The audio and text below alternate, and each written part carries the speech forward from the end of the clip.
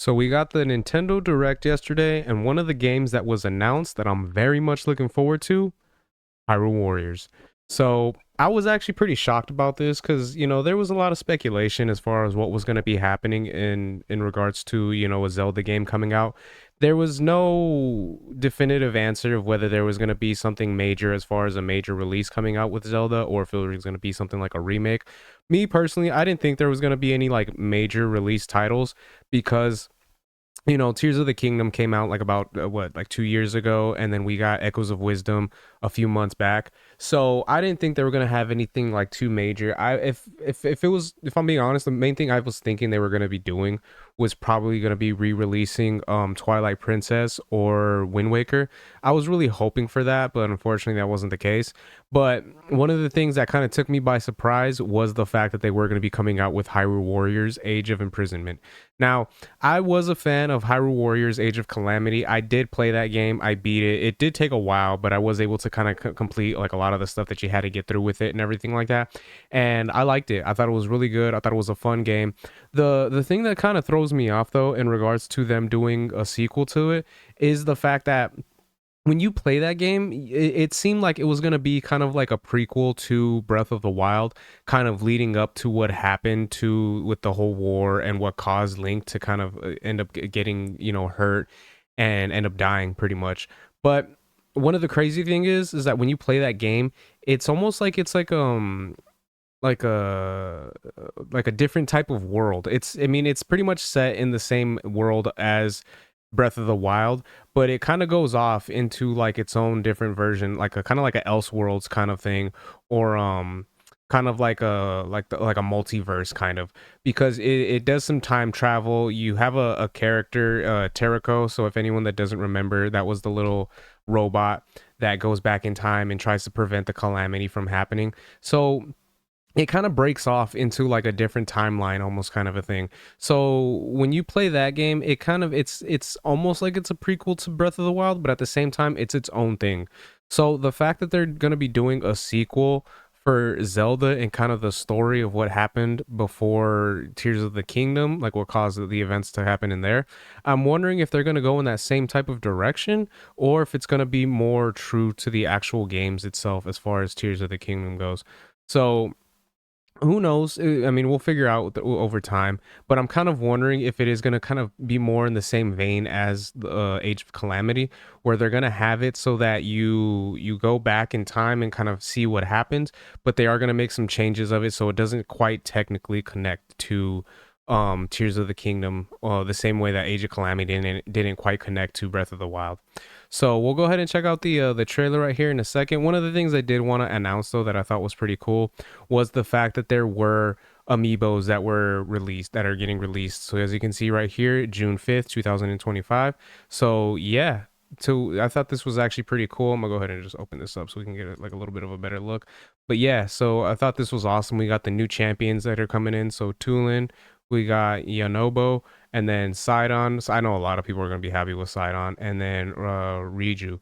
So I might be pronouncing some of the names wrong, but yeah, that's, it is what it is.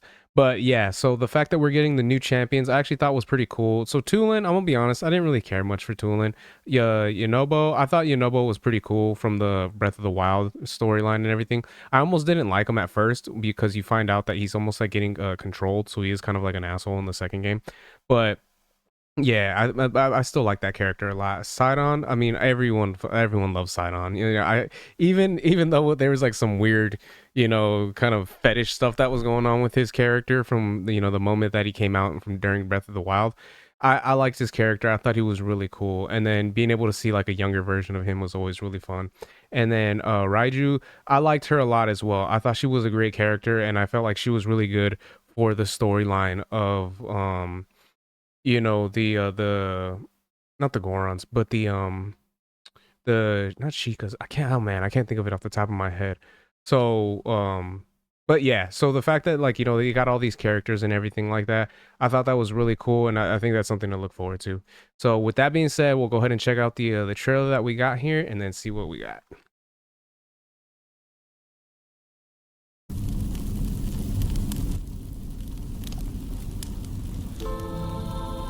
So as soon as I seen this, right off the bat, I was like, "Oh snap, this is Zelda." You know what I mean? Like, you know, the artwork and everything. So I was kind of curious. I was like, is it gonna be like, are they gonna be coming out with a new like sequel to Tears of the Kingdom kind of a thing? When the Zonai, who descended from the heavens, joined hands with the Hylians, who dwelled on the surface, their union led to a great and prosperous kingdom. But in time, a terrible evil arose. A war was fought to vanquish this evil, one which future generations would call the Imprisoning War. Perhaps you truly have traveled back in time. This part right here, I'm gonna just state really quick. When you see Zelda start walking, that threw me off, and I know because I had watched the direct with the Geeks and Gamers crew, so I was able to see kind of their reactions to this and everything like that. And one of the individuals that was on there, dude Johnny, he stated that it threw him off as well, because when you see Zelda walking right here, they almost make it seem like they're gonna be having Tears of the Kingdom Breath of the Wild world where you play as Zelda. So when you see that at first, it was kind of like, oh snap, are they gonna be doing like another Zelda game where you play as Zelda, but it's going to be in the world that we know, Tears of the Kingdom and Breath of the Wild. But yeah, once we actually got a little bit more information, it became clear where this was going. So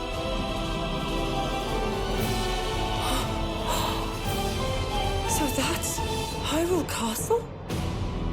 Story leading into The Legend of Zelda: Tears of the Kingdom. This really is the past.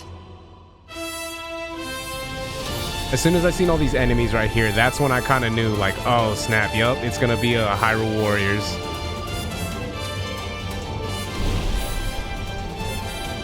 Got Ganon.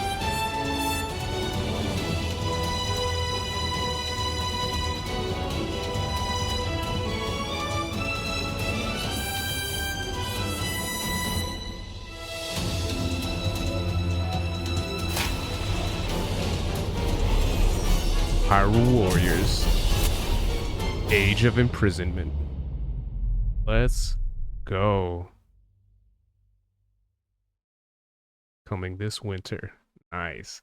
So yeah, man, I was hyped when I seen that. I thought that was really cool, and it's definitely something I'm looking forward to, because like I said, I played Hyrule Warriors Age of Calamity, and I liked it. I liked it a lot. I thought it was really fun. I know there's a lot of people out there that don't necessarily like the like hack and slash with like 1,000 enemies and stuff like that. Me personally, I didn't mind it. I thought it was really fun, and I thought it was worth playing and everything like that. It was good, and I like the storyline to it. Even though, like I stated, it doesn't necessarily follow up into Breath of the Wild, it was still enjoyable, and it was fun to play, to kind of at least get somewhat of a backstory between a lot of the characters and everything like that, and what the world was like before Breath of the Wild and everything. So I thought that was actually pretty cool. And then as you can see right here, you'll notice that yeah, it's gonna be, from the looks of it, one of the things I did like about Age of Calamity was that it was everyone that you kind of get to play as, like almost every character that you can think of, like that's a mainline character, or like some of the people that help you out.